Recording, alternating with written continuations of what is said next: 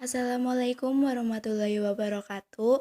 Tempangaken nami kula Adila Febriana Setiawan saking kelas 11 TKJ kali nomor absen setunggal saking SMK Negeri Setunggal Cilacap tahun ajaran 2019-2020. Guru mapel bahasa Jawa Ibu Ari Triyanti. Samengko ingsun tutur sembah catur supaya lumuntur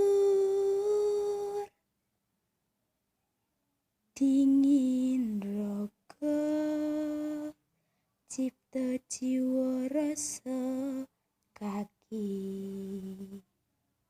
ing kono lamun ketemu tondo